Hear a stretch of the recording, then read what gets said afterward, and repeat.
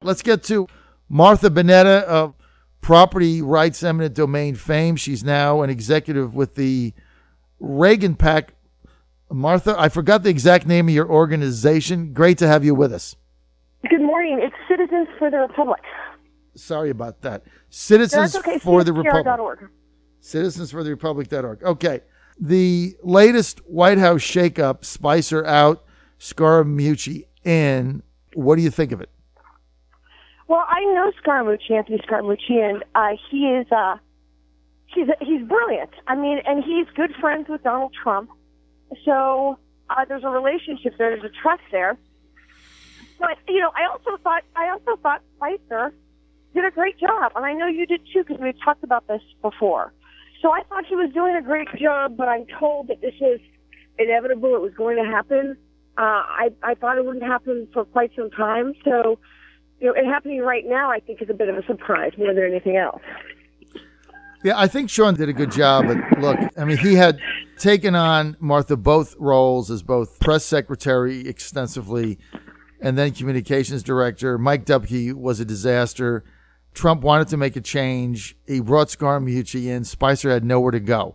He was in no man's land. But I think as press secretary, I think Sean did a good job. My disclaimer is, again, Sean's a friend of mine, so I see it through the bias of he's a friend. Right. So other people might see it differently. I wouldn't take exception to that.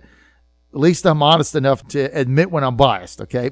But I thought Sean, as far as press secretary, I thought he did a good job. I was there at the majority of the press briefings he had. I thought he was combative, but he got peppered with stupid questions. Absolutely. And he got badgered, and I'm not sure that I would have done anything differently. Right. But look, the president wanted a change. He got one, and we'll see how it plays out. Who do you? He did get a change. It's going to be fascinating, though, because as you know, Anthony makes a lot of money doing what he does. I mean, he makes a lot of money. He runs a company of his own. To give all that up, well, he's not giving it up. I mean, he's going to continue. He's going to continue his business. I guess he'll have to hand the reins over to someone else is how it's done, I believe. Is that right? Is that your understanding, John? Yeah, I think anybody that has outside business interests, when they go in the White House, they have to, even as staff, I mean, they can't be actively running things in their company. So there's got to be some procedure for that. Just like Gary Cohn and Stephen Mnuchin, all these people, they have to, that were part of the Wall Street gangster bankster network. They've got to make those decisions. I think the real message here is the president wanted dramatic change in the way his message was getting communicated. And so he started by having an interview with the New York Times. He didn't tell anybody on his staff. As soon as I saw that, I knew somebody was going to go, right? Nobody was even in the Oval Office but the hopester. So something was going to go down. But it's like I said earlier, Martha, if you go down the same path, you end up in the same place. So we have to make a change. That's right. Right? That's right. And I think that, this is a big, bold change. I mean, this is a big, bold change. I think that, Trump is very strategic in his decision making. And so, obviously, he trusts Anthony. And I think that we're going to see, hopefully some more positions will be filled. That's the other complaint that I hear a lot of, which is, this administration is operating without filling all of these positions. And, there's a lot of folks in the administration. There are people that are still on board from the previous administration that need to go. And there are a lot of positions that need to be filled. And so I understand Trump has already said that he's going to operate this administration in a much leaner way. Melania, for example, only has 6 people serving her. Michelle Obama had something like 22 people serving her in the White House. So they are. It is with intention that they're not filling a lot of these positions, but at the same time, some of them need to be filled. And why aren't Anthony's going to come in. Why aren't they being filled? That's a really good question, and there's all sorts of speculation and theory on that. I know that the administration, the president is constantly getting a lot of pressure and heat about, look, why aren't these positions being filled? There are a lot of loyalists that served on the campaign, for example, that sacrificed a lot to work 80 hours a week, et cetera. And they with the hopeful they were hopeful that when all was said and done, they would have positions in the administration, and they don't.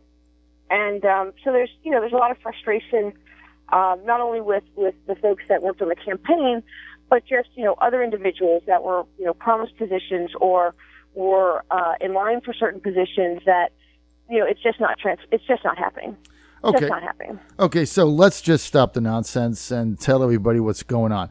So once the president named Reince Priebus chief of staff, and think about him what you want, Reince Priebus systematically cut anybody out that was a Trump loyalist that was involved in the campaign that was not loyal to him, cut him out and staffed it with all his own people that were loyal to him. I mean, that's exactly what happened. Yeah. I'm just going to call it like it is. Martha, that's what happened. That's what he did. This guy is something else.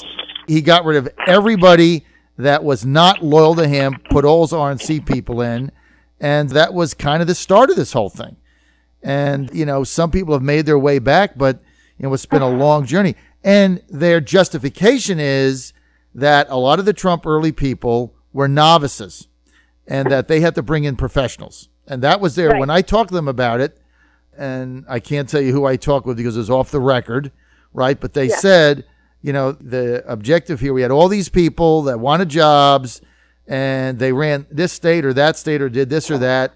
They were novices, didn't know government, didn't know communications, didn't know the party, didn't know anything. And Reince said, we're not going with them. And only a handful got in.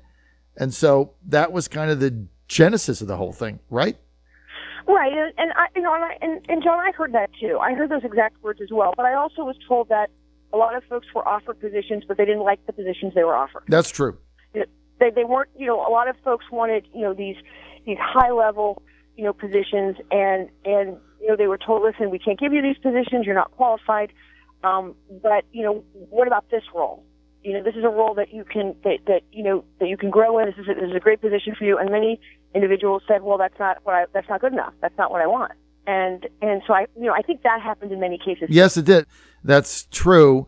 A lot of the griping was that, there were positions for Trump loyalists that were basically they were banished to no man's land where they'd have no influence. A couple people had talked to me about it, and I gave them this advice. Whatever the job is, take it. Because that's what I said too. Between now and 8 years, okay, goodness knows what is going to happen. You'll move up. You get in the administration. We need people in the administration that are loyal to the president. Doesn't matter what your job is right now. That could change. You got to get in there. And the more people we have, the better. That's what Obama did. He just kept putting person after person after person in all these jobs. Didn't matter what they were, whether they had anything to do or not. Even if they had a phone, some of them didn't have computers. They had empty cubicles. He put them in there because he stacked it with people loyal to him and his agenda. And eventually, 6, 7 years, it plays out. And now they're all still there and you can't get rid of them. That's right. They're still there. They're still there because we had all these people that were turning down jobs that, not good enough for them. And my advice, right. I talked to at least 4 people on it and said, whatever the job is, take it. And I know one person took a lower level job like that was obscure, and now he's in the White House. 3 months after that, they had an opening and they just put him there. So you got to get in. You get in, that's right. And then you figure it out, right? That's absolutely right. That's absolutely correct. And there are other instances where I'm aware of where there were background clearance issues. If you'd have to have a clearance, right. And particularly with Homeland Security and that kind of thing. And they're very rigid. They're very, very rigid. And so, those types of positions, many were turned down, but were given other positions. Look, we can't give you a security clearance. You can't be in Homeland Security, but here, how about this role? Right. Right. So that was the case I'm aware of too. It's unfortunate, but here we are. It's August.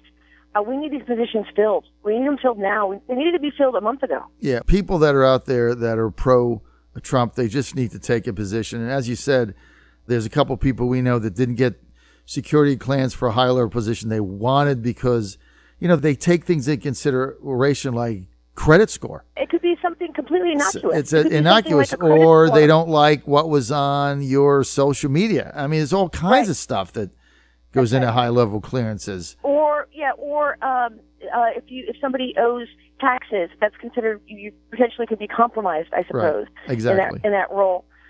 It's like you said, get a position, get into the administrations. What an honor and a privilege it is to serve our nation. To serve the administration and to be able to have that experience and to truly serve our country.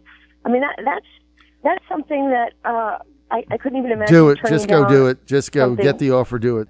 Let's get to the debate Saturday. An obscure debate Saturday morning, 9 a.m. at the Homestead. Got very little coverage, no TV. This debate between Ed Gillespie and Ralph Northam, kind of the hidden debate. I wasn't there. I was at the Outer Banks. What was your take on the debate?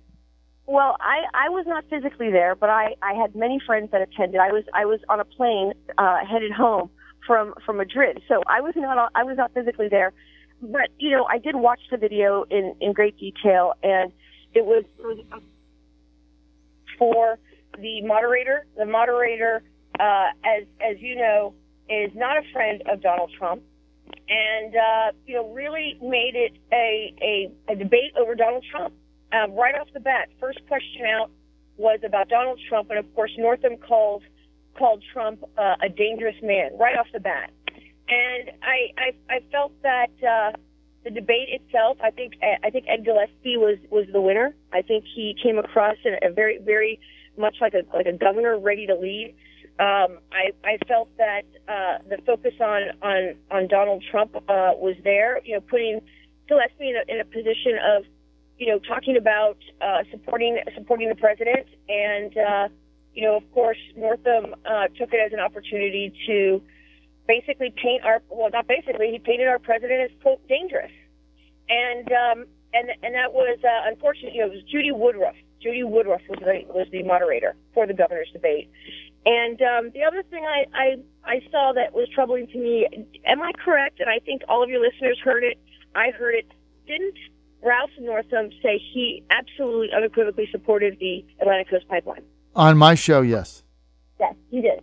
And during the debate, he seemed to he said he did support the Atlantic Coast Pipeline, but he made it very clear that if, quote, if the pipeline were to come through Virginia, it would have to satisfy rigid environmental concerns and so forth. So he wasn't as adamant as he was on your show during the debate. Well, look, I mean, his position on the pipeline is he doesn't have a position, and he's trying to play both sides of it. And it's kind of ridiculous to say if it meets all the requirements. Well, that's what the federal government does. So the organization, FERC, FERC, basically, they determine if everything meets standard. And the question is, if it's approved by the federal government, are you going to stand in the way and do anything to stop it? Yes or no? I mean, this is a simple question. It's a simple question. Perriello said, elect me governor, and I will stand in front of the pipeline with my arms up, waving to stop it. I'll do everything I can. I'll stop this thing. Northam says, if it's approved, I'm going to do nothing. So he's in favor of it. I don't know how much, but you know what? These politicians, I mean, they say one thing, they say some other thing, depending on what they're. I mean, he made that comment on my show, and you would have thought the guy, was reconjuring up the demons of Satan. I mean, it was just unbelievable. This small group of very liberal, progressive, environmentalist wackos that represent probably 1% of people, they make a lot of noise and everybody's afraid of them. And the best thing that Northam can do is just blow them off, because 60% of Virginians support the pipeline. 60%. It's a big number. Of course they do. And with good reason. And I'll tell you why. Because, there are businesses, large businesses, that want to come to Virginia, but they can't. Why? Because we don't have the energy infrastructure to support them. There are so many companies that want to come to Virginia. They could employ thousands of our citizenry, thousands. But we don't have the energy. It's costing us jobs.